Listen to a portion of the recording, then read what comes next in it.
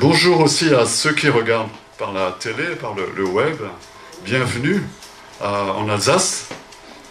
Nous, on vient d'arriver en Alsace. En fait, on est de l'ouest, du Grand Ouest. On vient de Saint-Malo.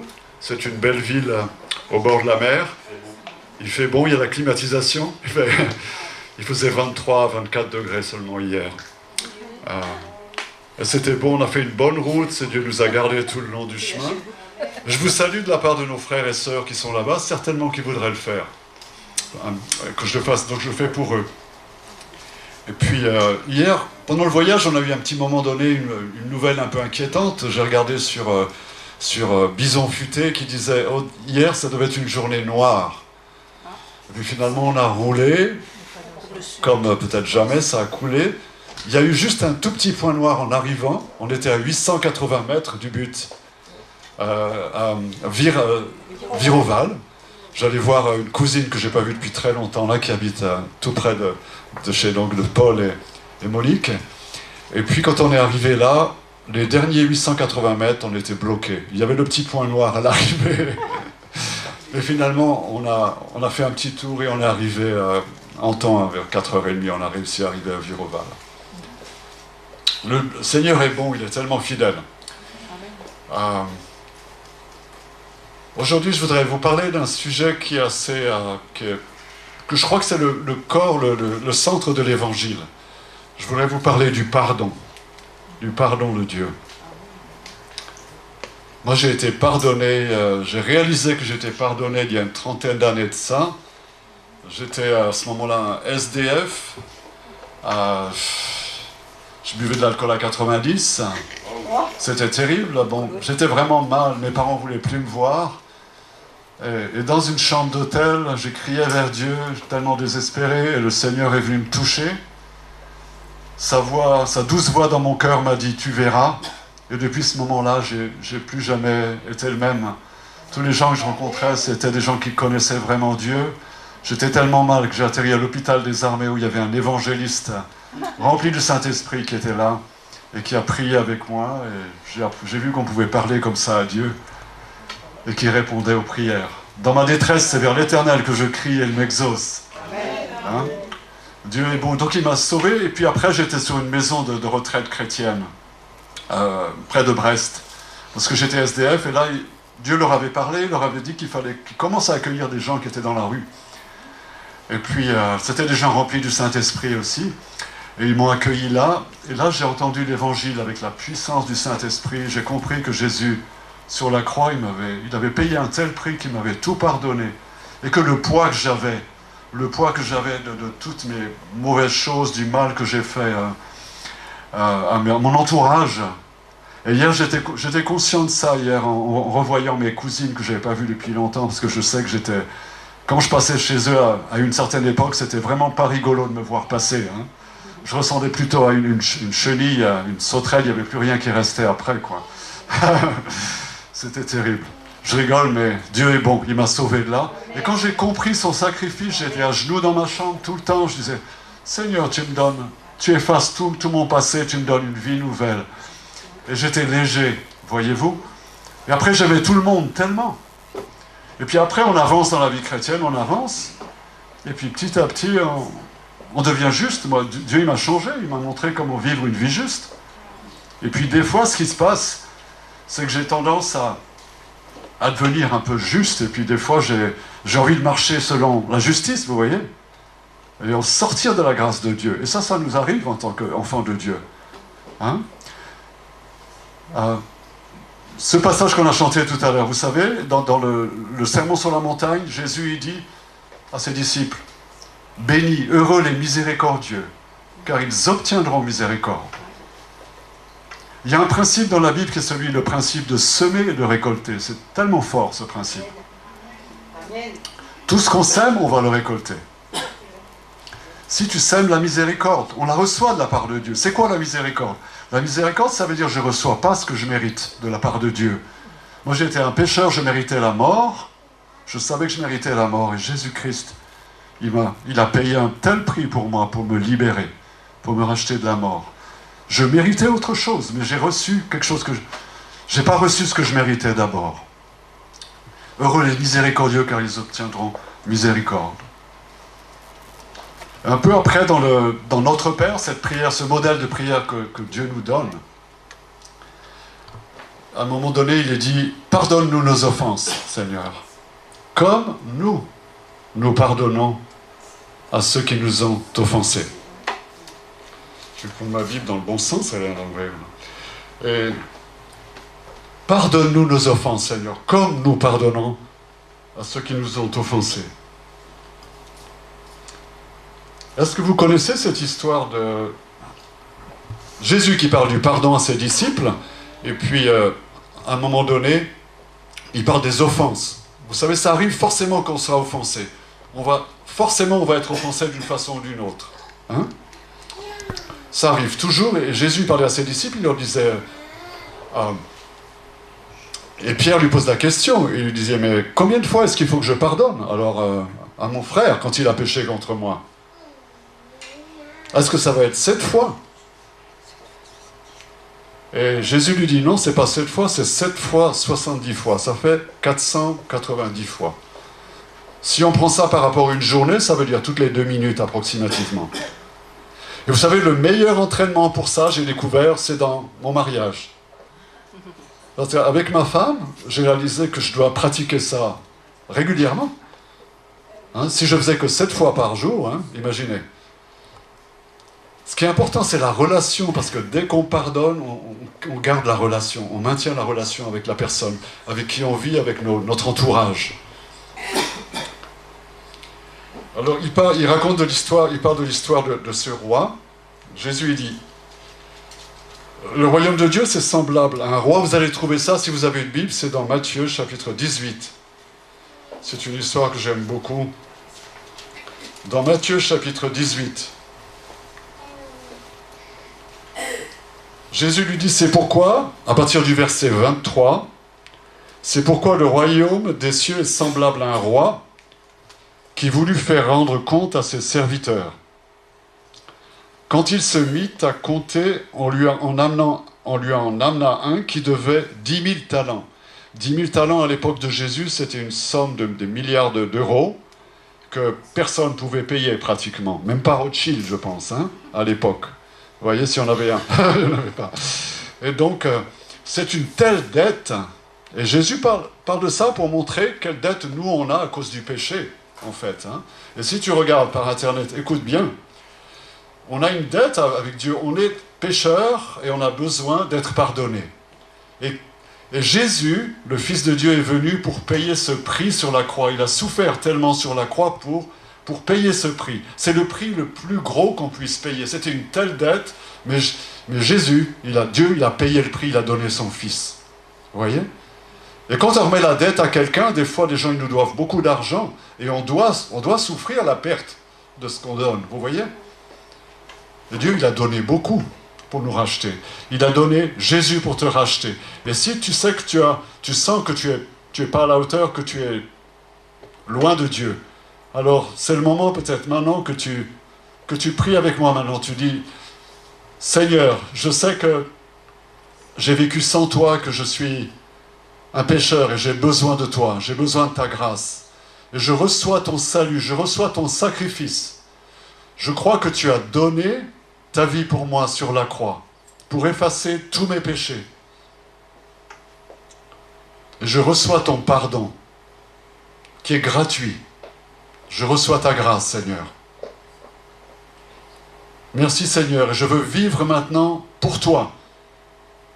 Seigneur, je veux te donner ma vie et je veux vivre pour toi. Remplis-moi de ton esprit, au nom de Jésus. Et à ceux qui ont prié cette prière, soyez remplis de l'Esprit de Dieu. Au nom de Jésus, soyez remplis du Saint-Esprit. Et que Dieu vous conduise. Amen. Amen.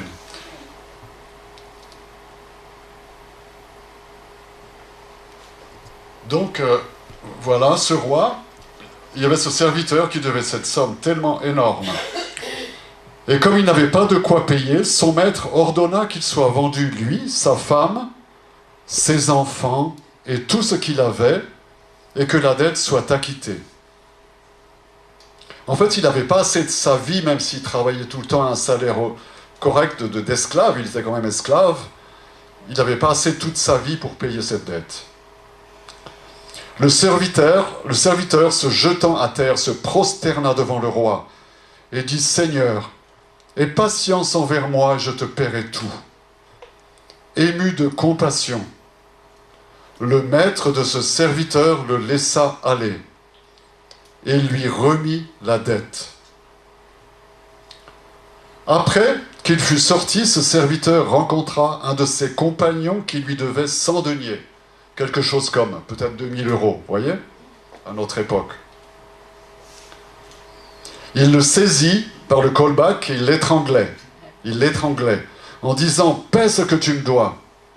Son compagnon, se jetant à terre, le suppliait, disant « Aie patience envers moi et je te paierai ». Mais l'autre ne voulut pas, et il alla le jeter en prison, jusqu'à ce qu'il ait payé tout ce qu'il devait. Ses compagnons, ayant vu ce qui était arrivé, furent profondément attristés. Ils allèrent raconter à leur maître tout ce qui s'était passé. Alors le maître fit appeler ce serviteur et lui dit « Méchant serviteur, je t'avais remis en entier ta dette parce que tu m'en avais supplié. Ne devais-tu pas aussi avoir pitié de ton compagnon comme j'ai eu pitié de toi ?» Et son maître, irrité, le livra au bourreau jusqu'à ce qu'il ait payé tout ce qu'il devait. C'est ainsi que mon Père céleste vous traitera si chacun de vous ne pardonne à son frère ou à sa sœur de tout son cœur. Donc ce serviteur a été pardonné, et nous des fois en tant que chrétiens on a été pardonnés, et puis à un moment donné on fonctionne selon le système de la justice.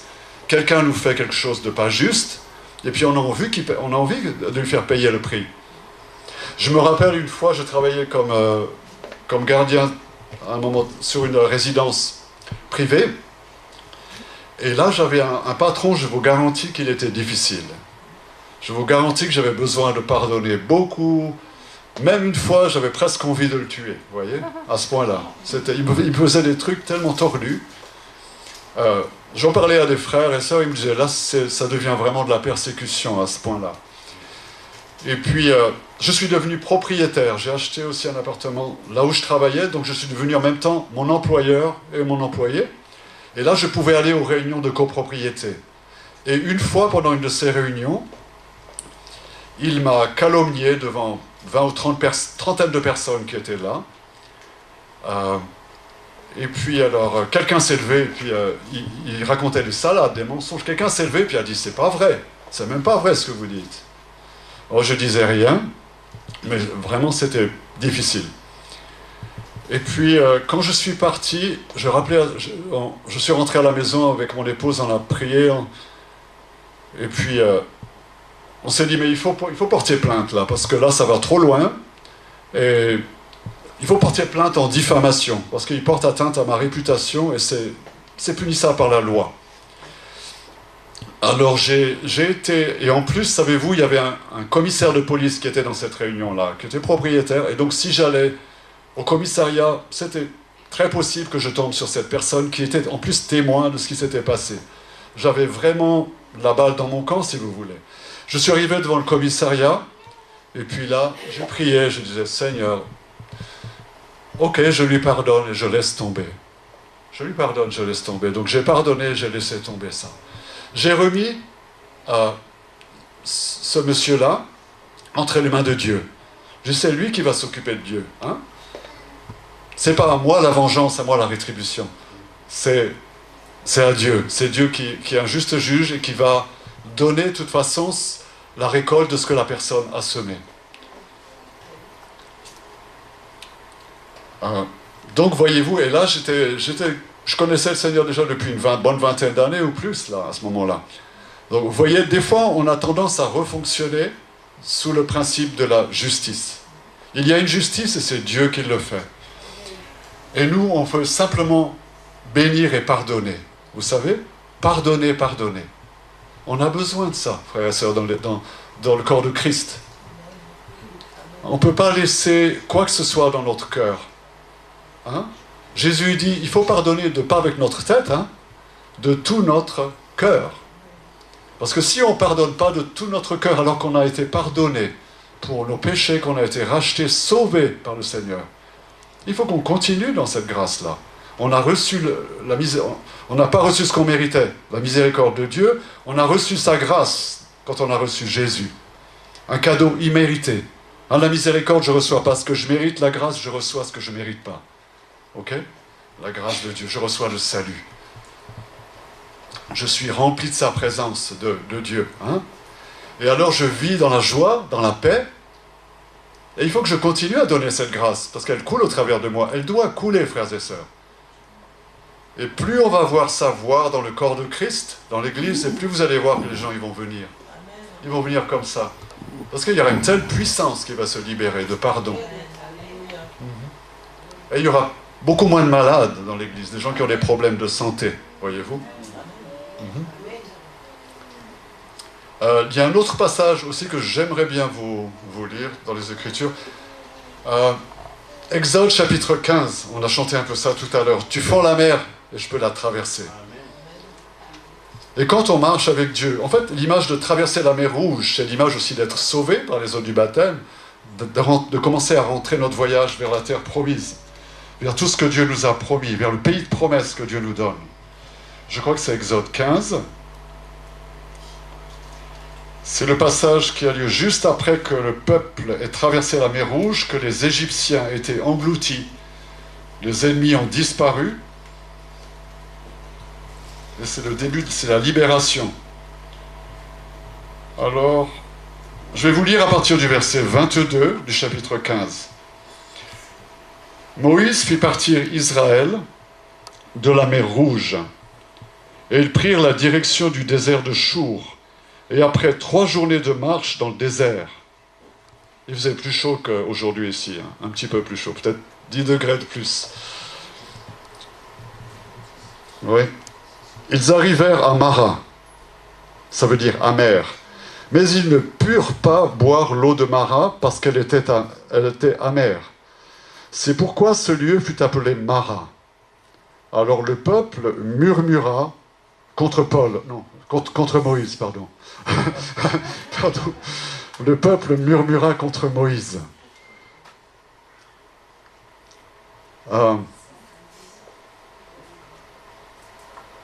Moïse cria à l'Éternel, et l'Éternel lui indiqua un bois qu'il jeta dans l'eau, et l'eau devint douce. Ce fut là que l'Éternel donna au peuple des lois et des ordonnances, et ce fut là qu'il le mit à l'épreuve. Et il dit, si tu écoutes attentivement la voix de l'Éternel ton Dieu, si tu fais ce qui est droit à ses yeux, et si tu prêtes l'oreille à ses commandements, si tu observes toutes ses lois, je ne te frapperai d'aucune des maladies dont j'ai frappé les Égyptiens, car je suis l'Éternel qui te guérit. Je suis l'Éternel qui te guérit. Et juste après, ils arrivèrent à Élim, où il y avait 12 sources d'eau et 70 palmiers. Ils campèrent là, près de l'eau. C'est merveilleux de voir, le bois de la croix encore. Moïse, vous savez, 3 jours après être sorti de la mer Rouge, sans eau pratiquement, très peu d'eau, ils arrivent. Je comprends qu'ils aient murmuré un peu, qu'ils aient râlé. Je comprends qu'ils aient râlé. C'est difficile. Et puis quand tu vois de l'eau, tu la prends, c'est amer. Je dis, oh. Alors c'est sûr que je dis, hey, Moïse, qu'est-ce que tu fais là, Moïse? Ça va pas, quoi. Et là, c'est comme l'image de la croix.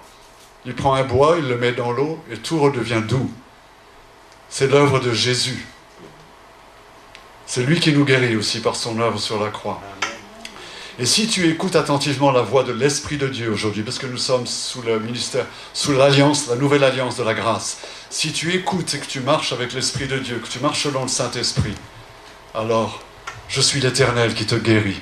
C'est un des premiers endroits où Dieu se révèle par qui il est. Yahweh Ropheka, l'Éternel qui guérit. Alléluia. Attention donc au murmure, hein, et l'amertume qui peut venir aussi, et pas seulement dans l'eau, mais dans nos cœurs. Et j'aimerais aussi prendre un passage qui est dans Hébreux chapitre 12, pour continuer sur ce thème-là. Vous voyez, parce que le pardon, c'est une chose, c'est assez gros, peut-être plus gros que le reste. Et sinon, il y a d'autres aspects qui se passent dans nos cœurs, d'autres attitudes qu'on a dans nos cœurs qui ne sont pas bonnes. Hein? Le ressentiment, un petit peu de rancune, oui, un peu d'amertume, un peu de ressentiment, et puis ça peut vraiment vous détruire la vie et la santé. Ça peut vraiment même vous rendre malade physiquement. C'est ce qu'on appelle les maladies psychosomatiques. Le Seigneur, le Saint-Esprit, dans l'Épître aux Hébreux, nous dit « Recherchez la paix avec tous ». Recherchez la paix avec tous et la sanctification, sans laquelle personne ne verra le Seigneur. Veillez à ce que personne ne se prive de la grâce de Dieu. À ce qu'aucune racine d'amertume poussant des rejetons ne produise du trouble et que plusieurs n'en soient infectés.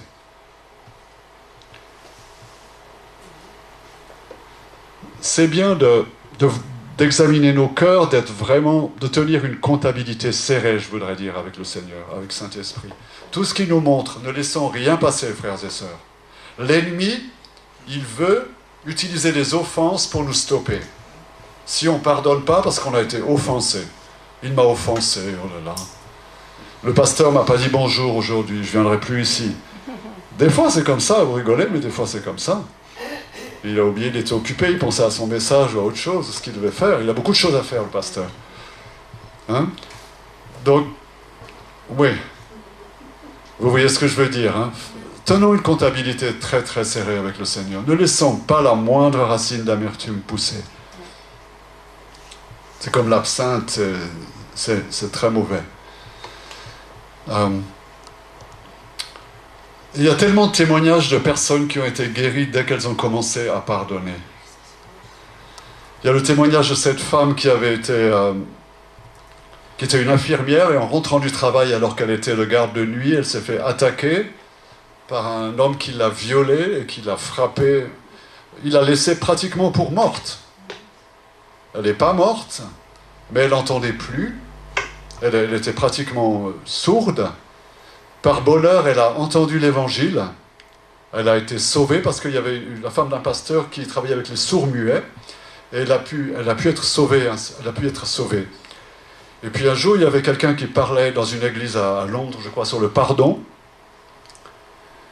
Et puis, elle était tellement touchée par ce message sur le pardon qu'elle a dit « Je voudrais prier parce que je voudrais pardonner à celui qui m'a violé, qui m'a offensé, qui m'a presque tué. » C'était une grosse, grosse offense, voyez-vous. Hein? Elle avait des problèmes de côte, elle avait des douleurs. Et elle a prié, le pasteur a prié avec elle. Et dès la fin de la prière, la puissance de Dieu est venue sur elle. Elle a été guérie, elle a entendu comme des craquements. Elle a dit, je ne sais pas ce qui se passe dans mon corps, il y a des craquements. Et son corps était guéri. Et elle commençait à réentendre, je crois, même après. Simplement parce qu'elle a pardonné. Et dans ce cas-là, c'était difficile, comme il y avait un viol, ça créait, vous voyez, ça créait un lien de l'âme, et c'était très difficile pour elle de pardonner, de se tirer de là. Et par la grâce de Dieu, elle a décidé de pardonner. Vous voyez, le pardon, ce n'est pas une émotion, frères et sœurs. C'est quelque chose qu'on choisit parce qu'on veut honorer Dieu. On se soumet à lui, on veut marcher comme Jésus a marché. Lui, il a pardonné, il a montré ce que c'est que le pardon. Même sur la croix, à ceux qui l'insultaient, qui le maltraitaient sur la croix. Jésus, il a dit, Père, pardonne-leur, ils ne savent pas ce qu'ils font. Oui. On a la capacité de pardonner, que personne ne se prive de la grâce de Dieu. Nous vivons, la grâce, c'est quelque chose de encore un peu mystérieux même pour moi, parce qu'il y a tellement de choses qu'elle fait. Cette grâce, elle nous enseigne, elle nous a sauvés. La grâce infinie de notre Dieu, qui un jour m'a sauvé, comme on l'a chanté tout à l'heure. C'était un bon chant pour aujourd'hui. Seigneur, on veut prier que tu nous révèles plus de ta grâce encore. L'abondance de ta grâce. Il y a un passage où il est écrit, tous ceux qui reçoivent l'abondance de la grâce de Dieu vont régner dans cette vie par Jésus-Christ, lui seul. Hein, elle nous enseigne, elle nous permet de pardonner. Elle nous donne une telle puissance qu'on peut qu'on peut pardonner les pires offenses, qu'on peut être libéré de toute cette amertume, ce ressentiment, et arriver comme le peuple d'Israël arrivait à Élim, où il y avait tous ces palmiers, ces 12 sources d'eau, et être désaltéré, dans une pleine bénédiction. Frères et sœurs, le Seigneur, il veut que vous soyez pleinement bénis. Si on stoppe le flot de la grâce de Dieu, on se prive de grosses bénédictions. Et Dieu en a tellement à vous donner même. Vous savez, on vit bien en dessous de ce que Dieu il veut pour nous, la plupart du temps. Il veut tellement plus pour toi, hein, ma sœur, mon frère. Il veut tellement plus pour toi. Alléluia. Alléluia. Et comme ça, il n'y a pas d'obstacle non plus à nos prières quand nous prions. Est-ce que j'ai autre chose là maintenant à dire là-dessus?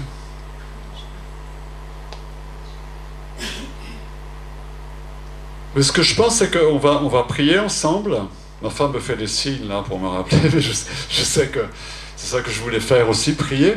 Je pense qu'on va demander à Dieu de nous montrer dans notre cœur. Je vais vous conduire dans une prière. On va demander à Dieu de nous montrer dans notre cœur s'il y a quelqu'un, ou un événement, ou quelqu'un à qui on a besoin de pardonner. Vous voyez? Ou est-ce qu'il y a un peu d'amertume qui a commencé à s'installer? Vous savez, ce genre de plante, il y a d'abord les racines qui poussent. On ne voit même pas que la plante est là encore. Mais les racines, des fois, ont commencé à pousser. Et après, ça sort et ça commence à se voir. On ne veut pas qu'il y ait d'infection, on veut qu'on soit en bonne santé. Hein. Dieu veut que vous soyez en bonne santé, tous, spirituelle, émotionnelle et physique, dans tous les domaines. Alors, on va prier comme ça. Et Seigneur, conduis-moi. Seigneur, merci pour ta parole. Seigneur, merci pour ce message que je prends pour moi en priorité, Seigneur. Merci pour ton pardon. Merci parce que tu nous as tout pardonné complètement. Et que tu oublies en plus tout ce qu'on a fait de mal. Seigneur, tu l'oublies et tout ça s'est jeté dans la mer avec une pancarte défense de péché.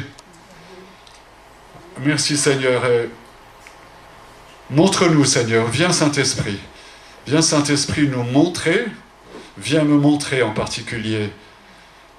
Viens me montrer s'il y a quelqu'un à qui je dois pardonner, déjà dans mon cœur. Et montre-moi, Seigneur, aussi, qui c'est. Et Seigneur, je veux pardonner à... Mettez le nom de la personne que Dieu vous montre. Et Seigneur, je veux pardonner à... Je choisis de lui pardonner, Seigneur, de tout mon esprit, de tout mon cœur. Parce que c'est ta volonté, Seigneur. Je veux t'honorer. Je veux obéir à ta parole, Seigneur. Je veux pardonner à cette personne. Seigneur, aide-moi à pardonner, Seigneur. Si j'ai du mal, Seigneur, aide-moi. Parce que tu as la grâce, tu as l'abondance de la grâce pour que je puisse obéir à ta parole. Ta grâce me permet de vivre ta parole, Seigneur. Merci, Seigneur. Viens m'aider, Seigneur. Oui, je décide, je choisis de pardonner.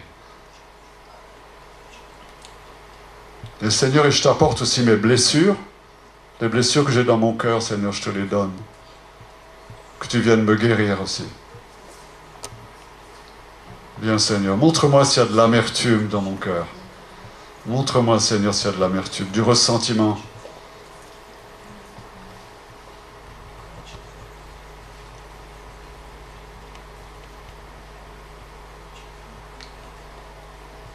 Laissez Saint-Esprit, écoutez, prenez le temps. Prenez vraiment le temps de voir si Dieu vous montre quelque chose de particulier. Peut-être le Seigneur va vous montrer aussi une démarche à faire, une restitution.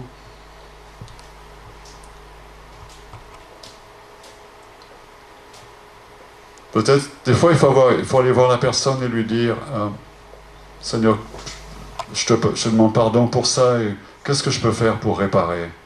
Qu'est-ce que je peux faire pour réparer? Alléluia. Merci Seigneur.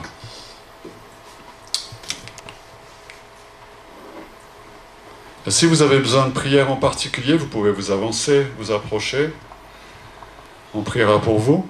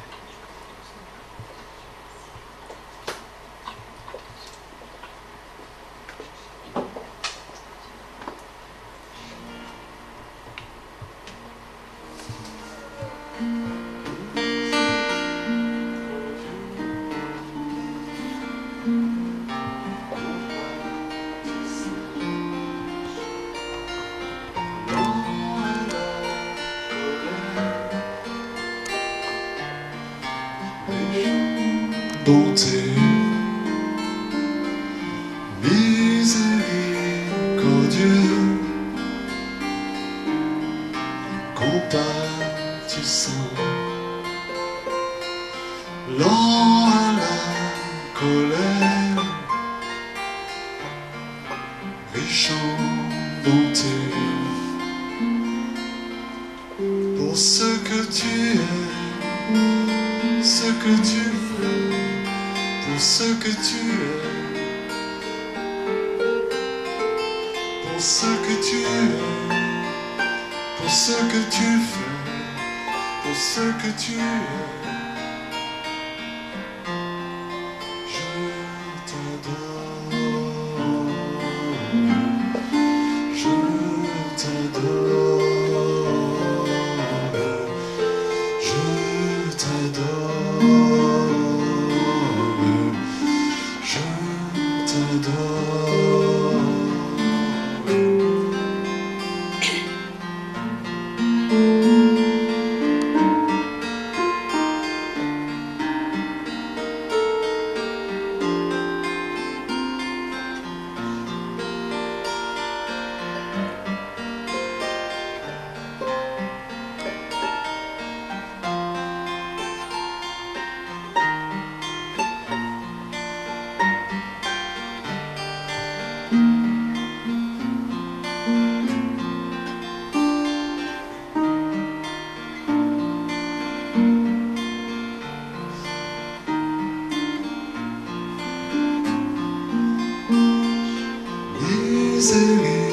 Miséricordieux,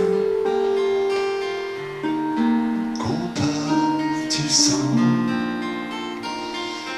lent à la colère, riche en bonté, miséricordieux, compatissant, lent à la colère, riche en bonté, pour ce que tu es, ce que tu fais, pour ce que tu es, pour ce que tu es, pour ce que tu fais, pour ce que tu es. Je t'adore, je t'adore, je t'adore, je t'adore.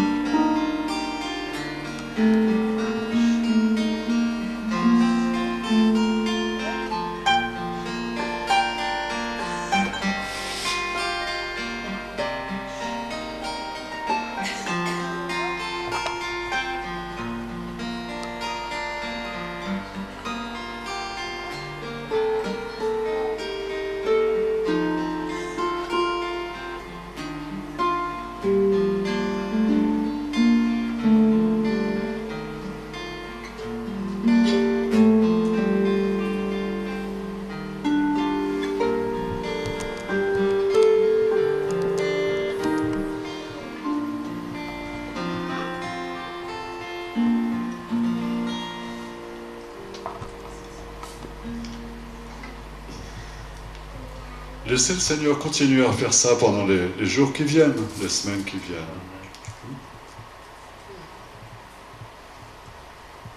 Que le Seigneur vous guérisse. Si jamais certains d'entre vous, vous êtes malades, on veut déclarer la guérison du Seigneur sur vos vies.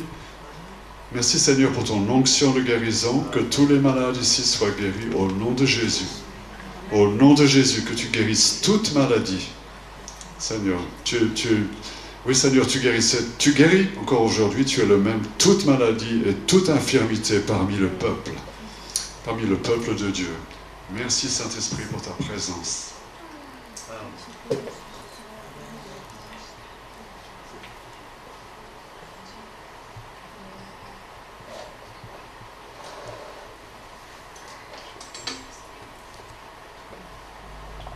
Oui.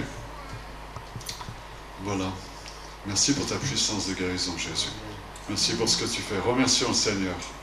Levons les mains vers lui. Merci Seigneur. Merci Seigneur pour la libération, pour la délivrance. Merci Seigneur Jésus. Pour la restauration des relations. Merci Seigneur. Seigneur, tu es un Dieu de relations. Tu veux qu'on ait des bonnes relations entre nous.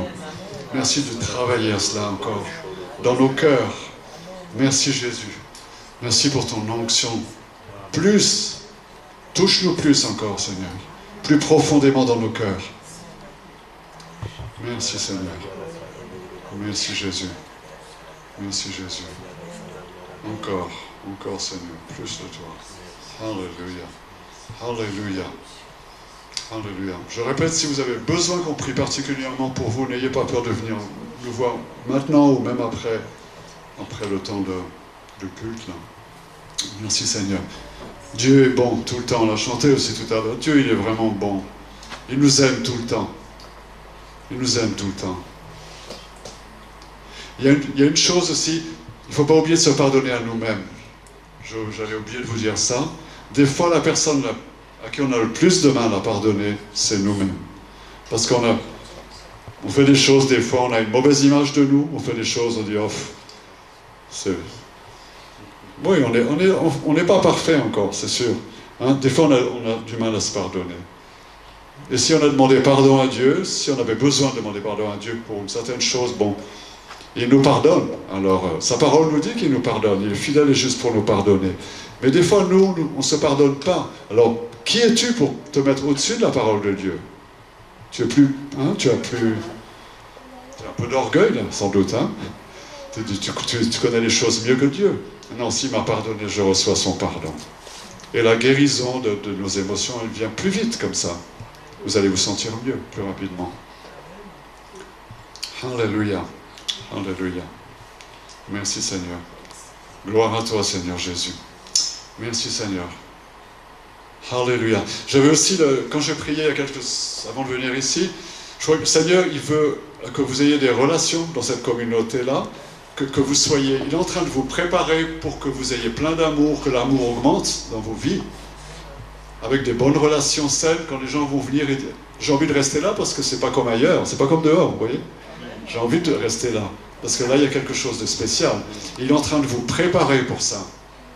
Vous voyez? C'est un peu comme les galets dans la rivière, ça se cogne un peu, mais il y a l'eau, ça aide ça amortit les chocs, vous voyez? Il y a des chocs, c'est normal, parce que Dieu nous forme. Hein, il y a toujours un peu de souffrance dans le travail que Dieu fait dans nos vies. Une part qui est juste.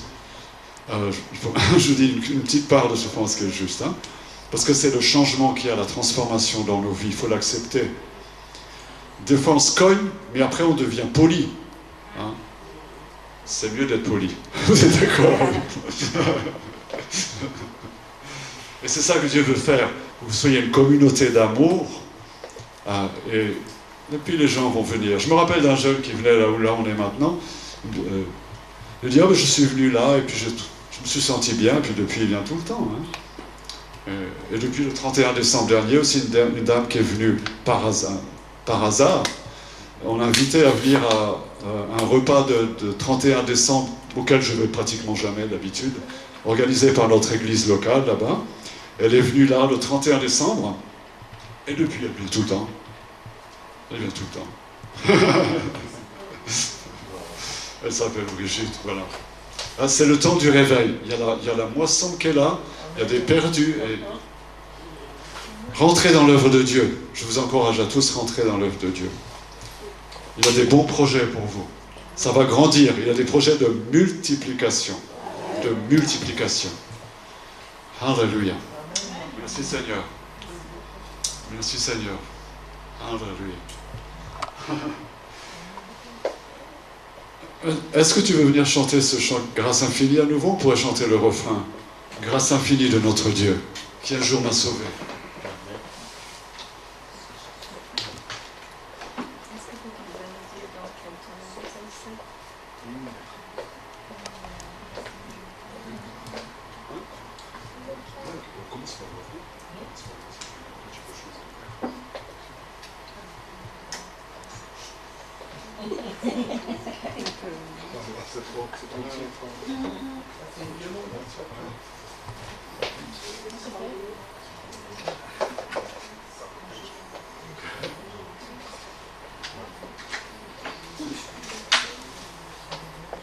Fallait ce qu'il me soit adapté. Alléluia.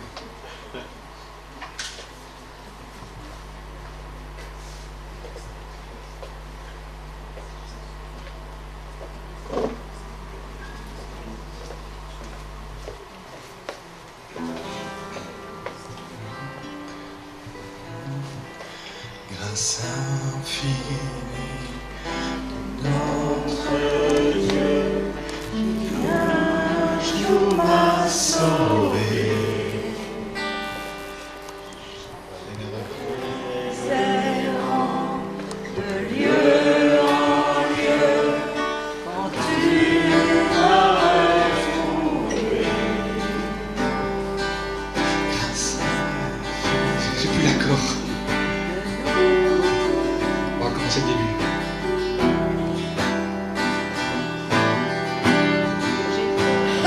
J'étais brisé, vide et sans espoir. Ta grâce m'a trouvé, m'a restauré. Je n'ai rien à moi, mais tel que je suis, tu me libères, tu me libères. Grâce infinie de notre Dieu, qui un jour m'a sauvé. J'allais errant de lieu en lieu, quand tu m'as retrouvé. Grâce infinie de notre Dieu, qui un jour m'a sauvé. J'allais errant de lieu en lieu, quand tu m'as retrouvé. Et maintenant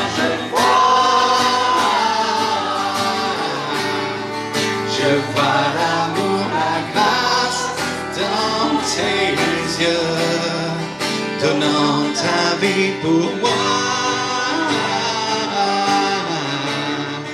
me ramenant de la mort à la vie. Tu prends nos échecs, tu prends nos faiblesses, tu places ton trésor dans des vases d'argile. Oh, prends mon cœur, Père, je veux te servir pour que tout soit ta vie en moi. Grâce infinie de notre Dieu, qui un jour m'a sauvé. J'allais errant de lieu en lieu, quand tu m'as retrouvé. Grâce infinie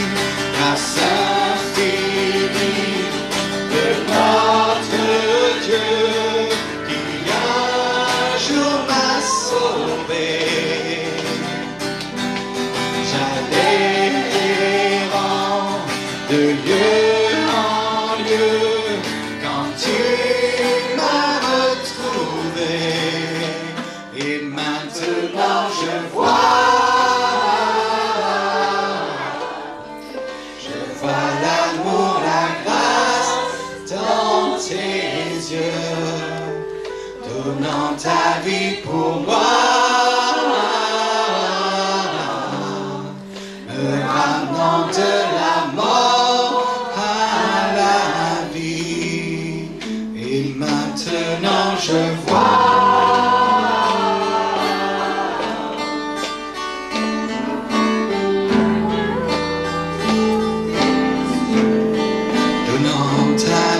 pour moi, me ramenant de la mort à la vie. Avec grâce infinie, grâce infinie de notre Dieu qui un jour m'a sauvé. J'allais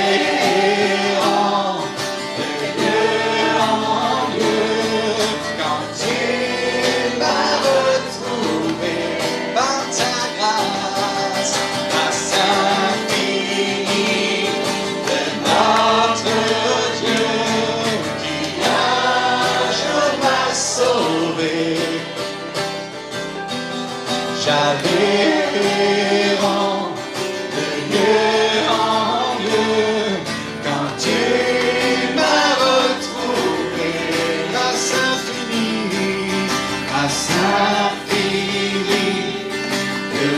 notre Dieu qui un jour m'a sauvé.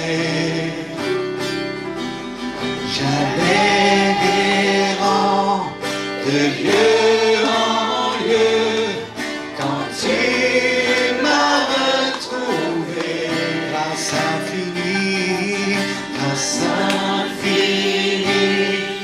de notre Dieu qui un jour m'a sauvé. J'allais errant de lieu en lieu, quand tu m'as retrouvé, grâce infinie de notre Dieu qui un jour m'a sauvé. J'allais errant de lieu en lieu, quand tu m'as retrouvé, et maintenant je vois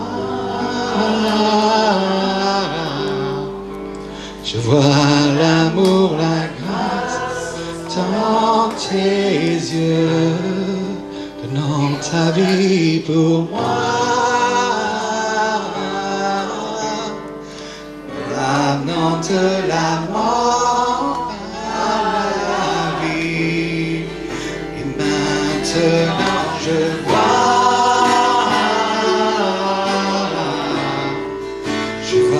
l'amour, la grâce dans tes yeux, donnant ta vie pour moi, me ramenant de la mort à la vie. Je vois maintenant,